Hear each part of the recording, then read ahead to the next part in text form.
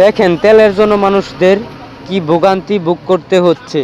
দেখেন অনেকে এখানে মোটরসাইকেল আলা ভাই যাদেরকে দেখতে পারতেছেন, অনেকেই সকাল 6টা থেকে এখানে দাঁড়িয়ে আছে শুধুমাত্র তেল নেওয়ার জন্য, মোটরসাইকেল একটু চালানোর জন্য।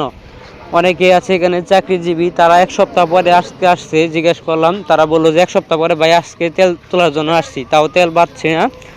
অনেক কাগজপাতি দেখানো হচ্ছে পুলিশকে, ড্রাইভিং লাইসেন্স এবং গাড়ির কাগজপত্র। যারা চাকরিজীবী আছে তাদের চাকরির আইডেন্টি কার্ড, যে কোনো কোম্পানি, যে কোম্পানি চাকরি করে তাদের সেই কোম্পানির আইডি কার্ড, আরও বিভিন্ন কাগজপত্র দেখানো লাগে। তারপর সেন পাম্পে থেকে তেল দিতেছে পুলিশ। 3-4টা পুলিশ আসছে এখানে। সো দেখতেই পারতেছেন কি পরিমাণ সিরিয়াল ধরছে।